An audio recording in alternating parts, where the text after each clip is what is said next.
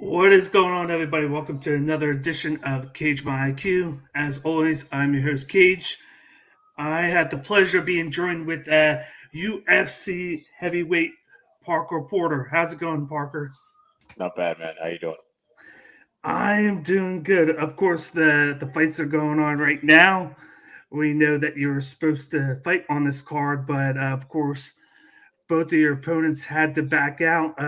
Yeah. How did that feel? Definitely, it sucks, but did you ever find a reason why they both backed out?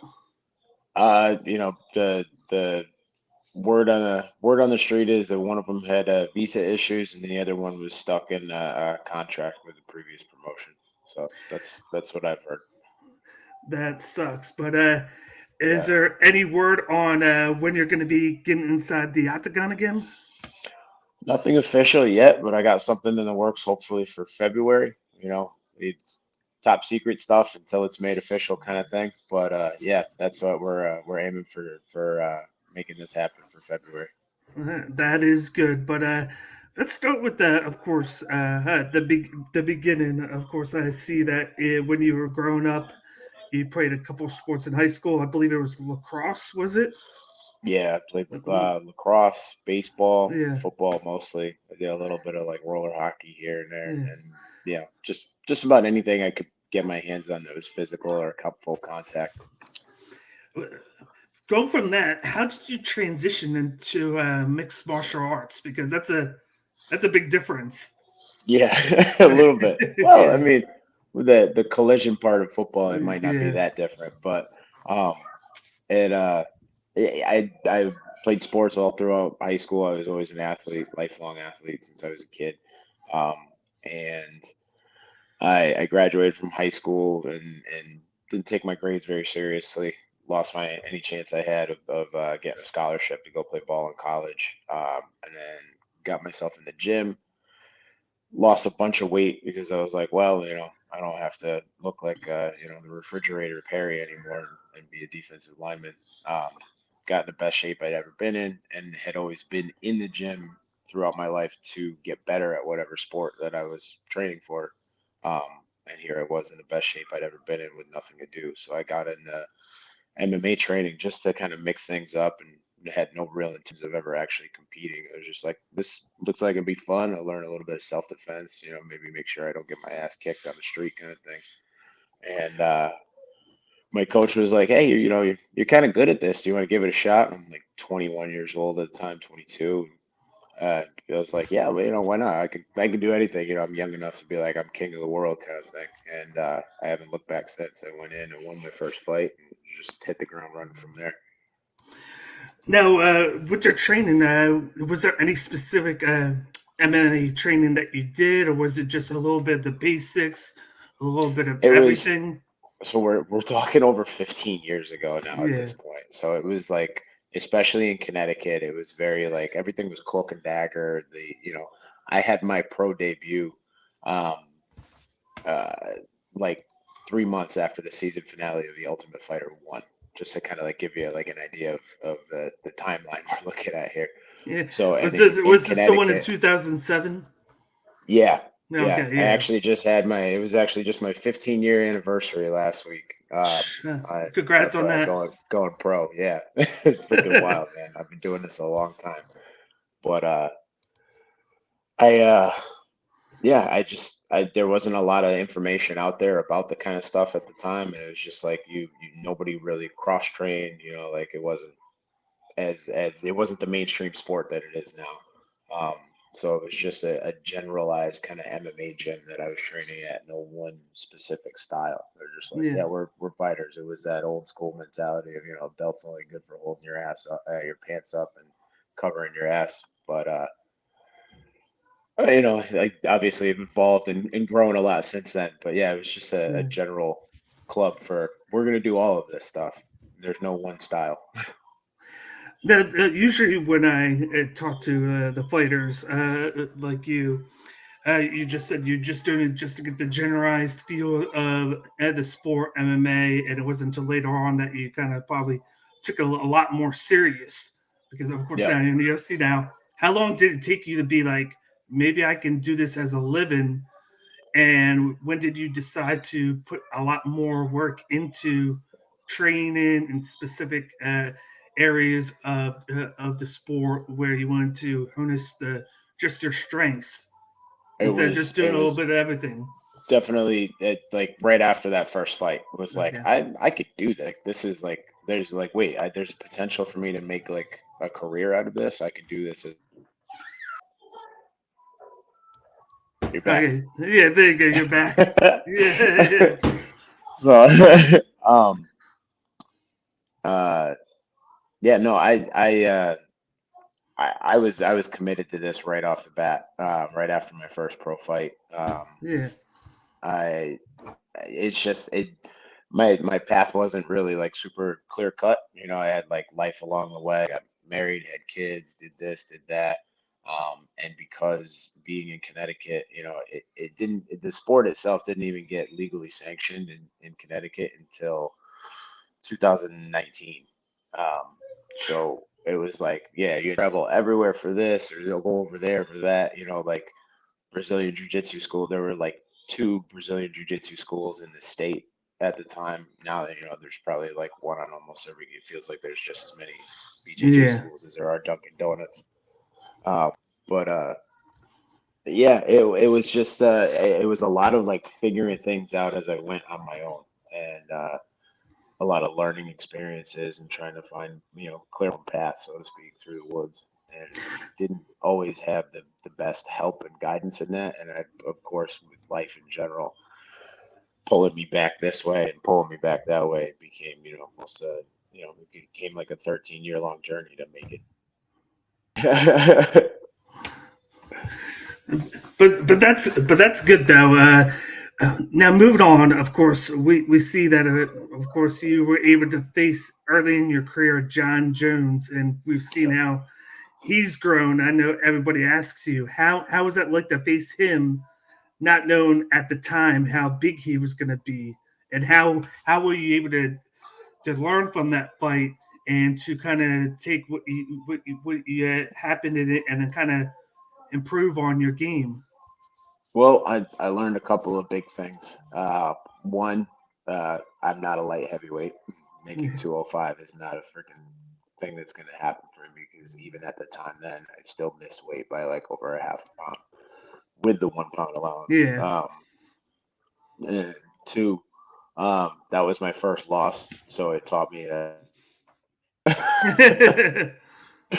So that was, it taught me that that was my first loss, and it taught me how to deal with that kind of adversity, and uh, really just taught me a lot about myself mentally, as far as like how I could push forward, and and really just give me everything you got. I'm maybe able to handle whatever you're throwing at me, and I'm still coming forward.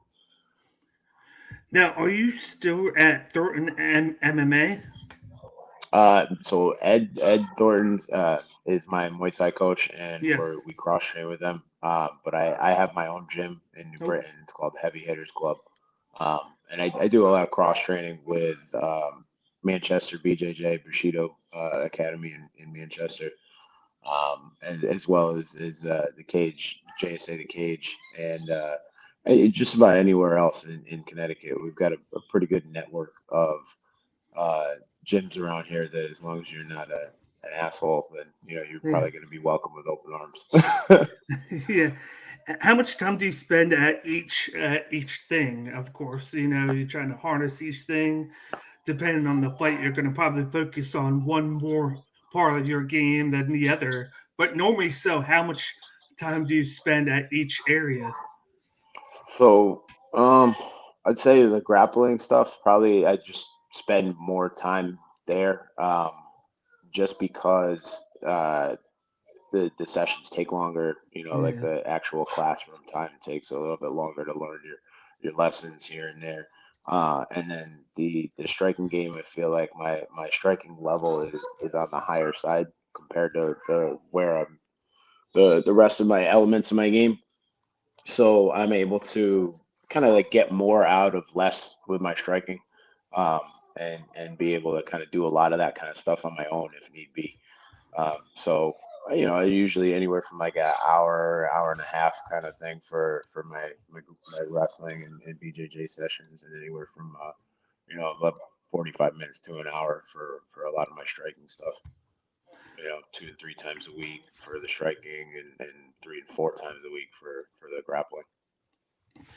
Now, moving forward, you started playing in CES. You did 3 or 4 fights there.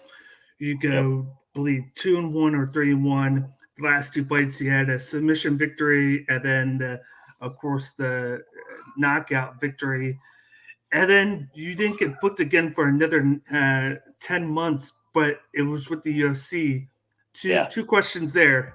How was it like to get the call that you were making the UFC, and how come it was so long of a wait? Was it just waiting? Did you get signed and then you were just waiting for a fight, or uh, No, it was it was right at the height of the pandemic, is yeah, what happened. So like I had my last fight with CES in September of 2019. And then we all know the shenanigans and bullshit that happened in yeah, April of 2020. The world just stopped turning. So, like at the time, the path I had laid out in my head was, all right, I'm gonna get a title fight with CES, and then maybe get a yeah, shot on the Contender Series, or get a call up after that. And then when the pandemic hit, I was like, oh, everything's shut down. Like literally everything stopped. Like, and there's not looking like anything's gonna happen again anytime soon. All the gyms are closed. This is that next thing. During that period of time, I had gone separate ways with the previous gym I was training at, um, and kind of like, all right, well, new stage, new stepping stones. Started working with my now coach at Thornton, and my guys Kia Galampur and Dan Freychik, and it just really didn't have any direction. It was just kind of like, all right, well, let's do something. And then uh, my wife was pregnant with my youngest son at the time. yeah, He was born 3 weeks before I got the call, and it was like the middle of the night. And my manager, it was like 3 o'clock in the morning, and my manager called me. And I looked at my phone, and I was like, it's got to be a butt dial or something. So I didn't even yeah. answer it. I put it on silent. I rolled back over, went to bed, and he called me right back again. And I was like, all right, that's must be something. He's actually trying to get a hold of me. And he's like, hey, I don't think I have to ask, but I do. Do you want to fight the UFC in 9 days? And I was like, what? He's like, yeah, I got you a fight. You just have to say yes. And I was like, oh shit, yeah, absolutely. Sign me the fuck up, man. Like I'm in. And it was, everything that was going on. The pandemic was just like quarantine was just starting to relax a little bit, and people were starting to get some level of normalcy back to their lives, whatever we call that now. But I was only training like 1 or 2 days a week. I was hitting pads like with Ed, who like once a week, and like Yeah, doing whatever I could else extra on my own. And I was about 25 pounds overweight. I was 290 pounds when I got the call with a 3-week-old baby. And like, it's on top of it all. We had just had like this huge hurricane that knocked out power in the state for like 3 days. And it's like hot as balls. We're all sleeping like shit. I'm 25 pounds overweight. And then my manager's like, yeah, by the way, you want to do this? I was like, oh, yeah, okay. He's like, can you make the weight? I'm like, I don't have a choice, man. You don't chase the dream of being in the UFC for 13 years, and then when they finally call, say, "Oh, give me a shout back in like a couple months." So I was like, "Yeah." We went in there, we did our thing, we did the best we could with what we had. Obviously, we know how the debut went. Didn't go so great for me against Chris Dawkins, but then yeah, when I got the chance to have a full camp and put things in order, we put me up against Parisian, did my thing there, set a record. Then I did the same thing again with Chase Sherman. Then I broke the record I set, and then it, kept the ball rolling from there, man. So I'm yeah, uh, yeah. I was going to say, because it's a you trip. look at it, that definitely showcases why you probably didn't seem ready against Dawkins, with you only getting on 9 days notice, overweight, so you probably did a lot of weight cutting within that time. So you Yeah, probably and I'm just not used to that at yeah. all. You know?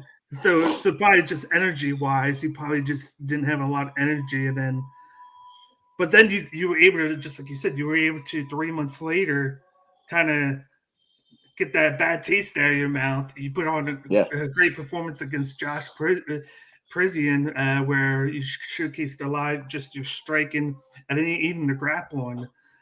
Within that, even the next two fights, I look at that Chase Sherman fight where he got off to a hot start, but then you just slowly took over, yep, and it showcased the toughness in you because it just seemed like you just kept on moving and moving.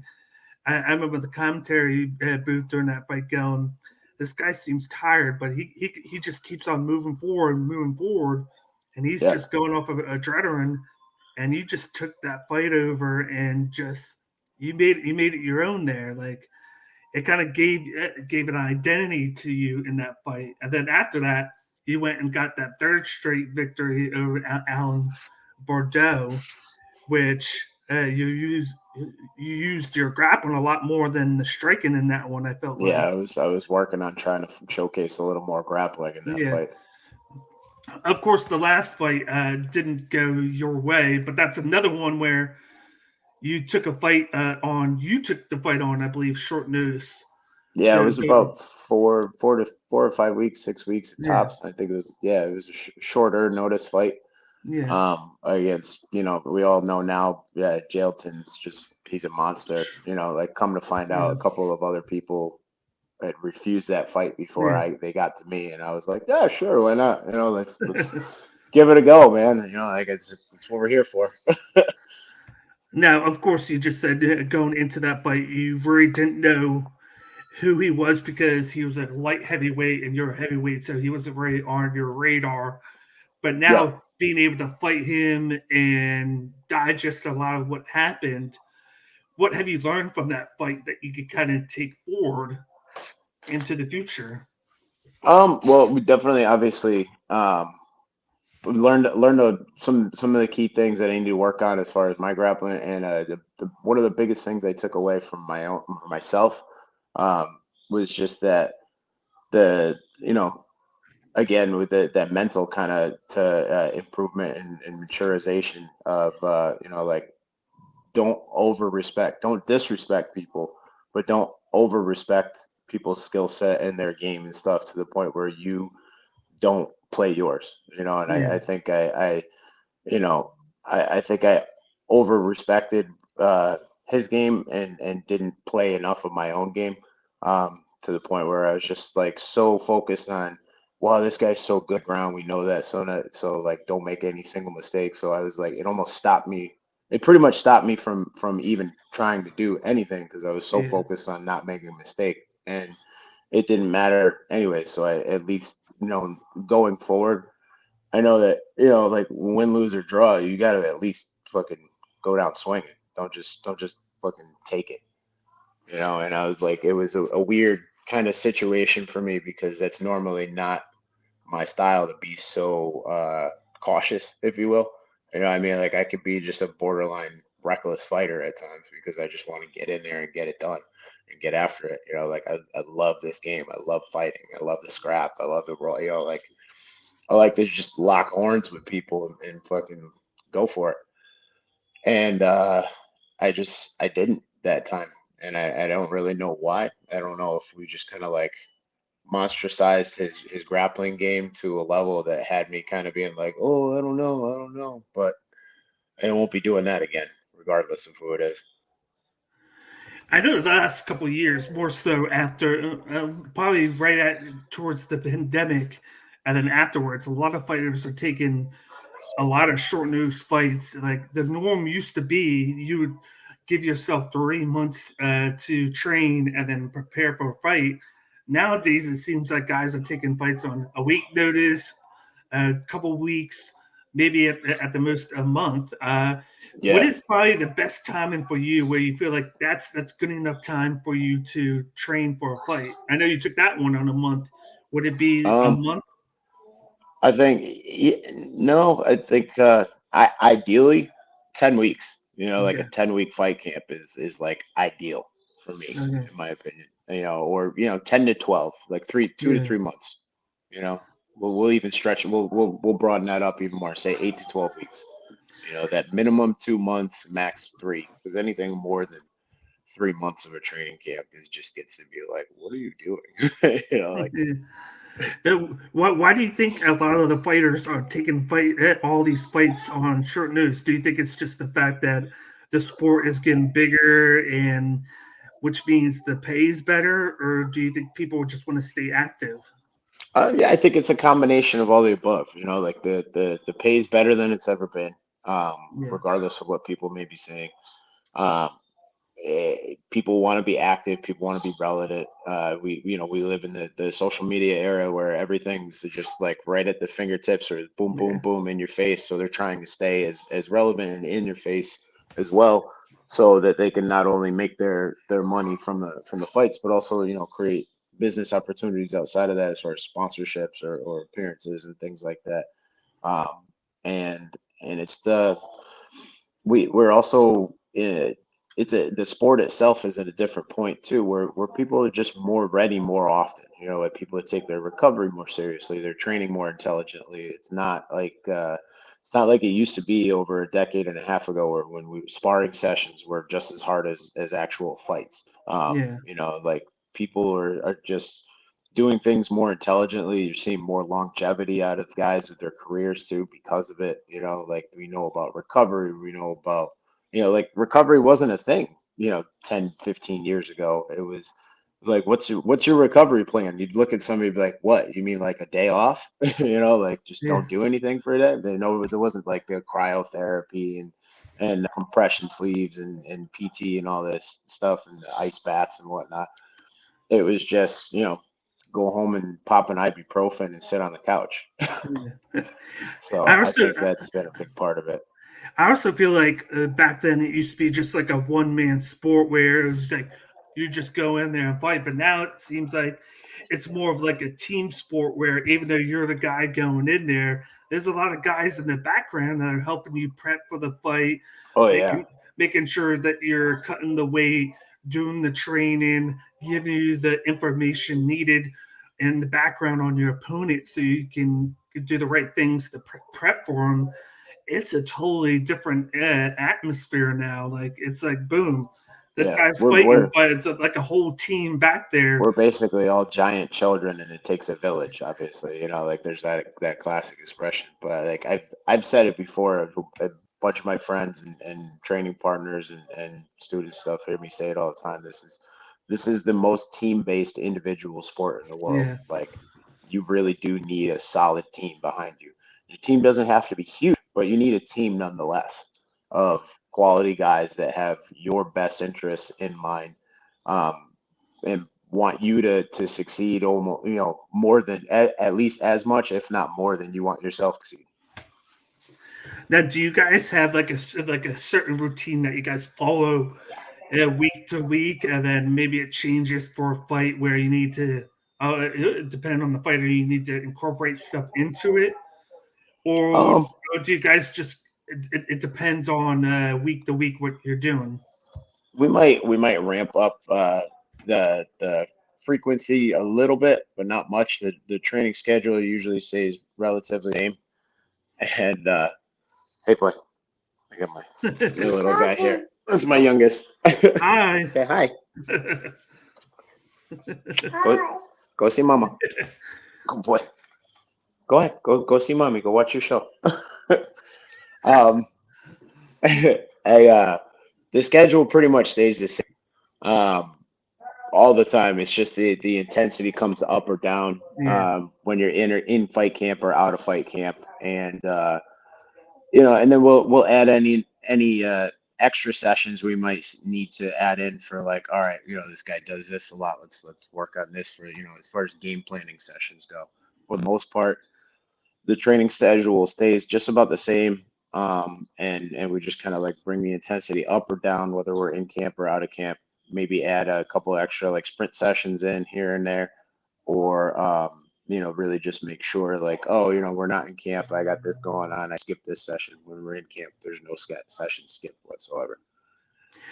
Now, how do you manage being a parent to fighting? I know it has to be hard to juggle both. How do you find time to kind of balance the two I things? Because have no idea. Just, I asked my grandmother the same thing before she passed away one day, and like, she was my mom was one of three sisters, and yeah, my grandmother is married to my grandfather who was in the Navy, and he was being, away on the ship for months at a time, and she'd be home taking care. And I would just be like, how do you? I would ask her, how do you do it? And she was just like, you just do it. You just get yeah, it done. You don't complain. Just fucking buckle up and get after it, and that's pretty much how I do it here. My wife and the support system I have around me. My mother helps with my kids. My wife helps. My sister-in-law, like, it really does take a village. I have a tremendous support system over here, and I think that is, without them, would I be able to do it? Probably, but definitely not to the level that I'm able to do it now, and definitely not. I would definitely, like, I just, the support I have around me with everybody helping me do everything that I do is key, because I have so many moving parts in my day-to-day uh life. yeah, That, like, my twins are with my ex-wife, and I got to drive them to school about an hour in the morning, to start my day. The baby's over here. We got them half the week. The boys, it's just, they're playing soccer, and we got to get them over here to practice. So, like, between that and my training sessions, and then, trying to run my gym and my business, and then, like, right, just do the same regular stuff that we all do, like laundry, grocery shopping, cut the yeah. freaking grass kind of thing. And yeah, it's a full schedule, man, but So basically, just get it done what you're saying is, when you're not training, you're basically still busy doing all the everything time. with the wife and kids. All the time, man, all the time. But busy with the wife and the kids, busy with trying to build a business and make things better at the gym, and just busy constantly, but in a good way. A lot of times, like, not in a, like, Jesus Christ, I'm burned out and I need a break. I Yeah. mean, yeah, I probably do need a break, but I'm happy doing what I'm doing, thankfully. Now, do you at the gym? Do you teach any classes, or do Yeah, you work yep. with So any I fighters? we teach Well, the Muay Thai classes, and the Jiu-Jitsu classes, and then I have a couple of assistant instructors that help me with their kids classes as well. now, how's that? Like, from a change of pace to like fighting to now you're the one training somebody or teaching people. How do you like that side of things? I love every aspect of this game, and Yeah, I fell in love with martial arts first, and then fighting second, and I was fortunate enough to be able to make a career out of fighting. But I also just love teaching it. So, like, anytime, I wish I could teach it for free. Like, I wish I didn't have to worry about bills or anything like that, and I could just be like, hey, come take a free class and learn how to be yeah, a badass, But uh yeah, it's just one of those things I've always gotten a lot of enjoyment out of, showing anybody, whether it's a kid, an adult, older, yeah, whatever it may be. When somebody is learning something, the confidence they get from that, seeing things click for them as far as teaching goes, and then from the competitive side, we just had a guy make his pro debut last night at Combat FC yeah, Combat FC, and it's like, that's a huge feeling of accomplishment as well. It's a huge sense of pride you get. It's also more nerve-wracking than getting in the cage yourself when you're in the corner as a coach, or a training partner. Substantially more nerves and fear, if you will, going into that than when I step foot in the cage on my own. Um, but hey, yeah, man, I love all of this stuff. I love helping people succeed. I love helping people even when they're not succeeding, trying to troubleshoot how to turn it on. What do we need to improve on? Where's the weak areas? Where's the strong areas? Well, yeah, how do we make this a complete package? I just, it's a ton of fun, man. It's really, I really do enjoy all of this. Knowing where you train and of course where you're from, any chance that you try to like pick the brain of a guy like Glover Teixeira, who is one of like the to me one of the current legends of the sport, Oh, especially at absolutely. that age I that spent a he's couple playing of at. years training. I spent a couple of years training with Glover as I was, Oh, nice. when I lived in various parts of the state. Unfortunately, when I moved more recently over the past couple of years, it's Yeah, just consistency wise, it's only about an hour and 15 minutes away, but that's not accounting for the ridiculous amount of yeah, traffic that is almost always there. So it would have been literally 4 or 5 hours out of my day for that one training session to get there, train, and then get back. And so it's just like consistently wise, like I said, with all the moving parts I have going on with my kids and all the other stuff going on, it just unfortunately wasn't something that I felt I could commit to anymore. But I love that guy. I've got a good relationship with him. I'm so happy to see him having the success that he's having, and yeah. I really can't wait to see him get back in there again against Yuri and get that belt back after that last performance. It did, But it's great to have those yeah, resources, to have guys like him to be able to talk to and be like, hey, like, what do you think about this? Or just to have them motivate you and be like, hey, man, screw your excuses, get it done, be a pro, stop, complaining. Don't skip him that are at the highest. We're all in the UFC, but he's at a different level. We always yeah, say there's levels to this shit. He's at the top, man. He's at the very top, and he's like, you got to do this, you got to do that, like, good job with this, don't, and he's such a great guy, but he's all business when he's in the gym. He's all business on the mat, and he's so focused and serious, and I love that about him. But yeah, having guys like him as resources, having guys like Rob Font and Calvin Cater as stone's throw away in Massachusetts to be able to kind of bounce ideas off of, I as was, well as other fighters in Connecticut. I was gonna say, so there's more fighters that you've been able to kind of like call or Yeah, whatnot. and That's good. I'm I'm I'm not in it. I don't have as close of a relationship with Rob and Calvin as I did with Glover, but it just, yeah, man, like they're everywhere. Nobody's ever been like closed doors. If I Yeah. reach out to somebody, it's a pretty solid community over here. And, and do they reach out to you as well? I assume it can go both ways. Um, they haven't yet.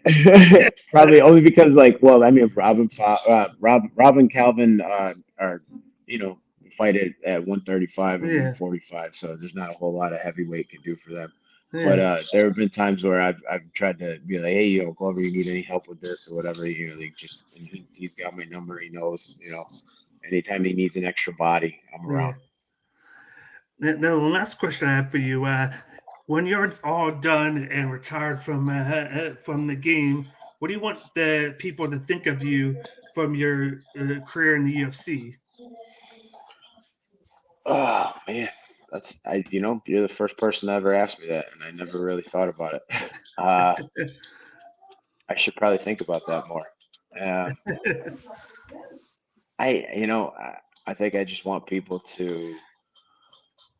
I want people to have enjoyed watching my fights. I want to be an entertaining fighter. That people are like, like, yeah, that dude was tough. He was always exciting to watch. He really, like, he came to fight, and I think I want people to think of me as a good ambassador for the sport, a good example of, how, like, you get so many people out there from so many different walks of life that, this sport changes you, in a positive way. Um, and martial arts develops you the discipline that it takes to compete at this level. And for people to realize, like, whether you whether you have dreams and aspirations of becoming a UFC champion, or if you're just interested and a fan of the sport and you want to train, Yeah, go out there and do it. Just go do it. Just get up and go train. Go. don't let it be intimidating, because when you find out you're not made of glass, you're gonna be like, wow, I could do a lot more than I thought I can. Now, the way I end the show is I allow you to give a shout out to anybody in your fight team or anybody close to you. Uh, just to end the show. Yeah, sure. I shout out my gym in New Britain, Connecticut, Heavy Hitters Club. We're right in the central Connecticut, not far from Central Connecticut State University. Come check us out if you're looking for a place to club train. Big shout out to my Muay Thai coach Thornton. He's got his gym in East Hartford if you're looking for a good spot around that area. As always, shout out to my wrestling coach Kia Galampur. He's helped me develop my wrestling game tremendously, and then of course my longtime training partner and future family member Dan Freychek. Um, and everybody else I train with. Thank you to Manchester Bushido Jiu-Jitsu Academy in Manchester. Thank you to the Cage JSA. Everybody I cross train with. Really, like, you guys are all. I win, you win. As far as I'm concerned, we all win together. It's a team thing. Well, I would like to thank you again for coming on the show with me. Once again, this is Parker Porter, UFC heavyweight veteran here. Look into him, give him a follow on Instagram. Check him out. He says he should be coming and having a fight soon, hopefully in February. So Yep. we wish you the best of luck in the future. And just like I said, thank you for coming on the show with me. Appreciate it, man. Thanks for having me. Once again, that is Parker Porter. He is 13-7, 3-2 in the UFC. I look forward to seeing his next fight. If they're anything like the past 3-4 fights, they're going to be barnstormers. He's a tough guy. He always likes to move forward. He wants to train, and of course, he's a family man like me. So once again, thank him for coming on. That wrap things up with today's interview with Parker Porter. Once again, you can follow us on social media of course, Twitter, Instagram, YouTube, and Twitch. Give us a like down below and give us a comment in the comment section. Let me know what you think of this interview. Other than that, that wrap things up. I am your host, Cage of Cage by Q. We will see you guys next time on another edition of Cage by Q. Thank you so much.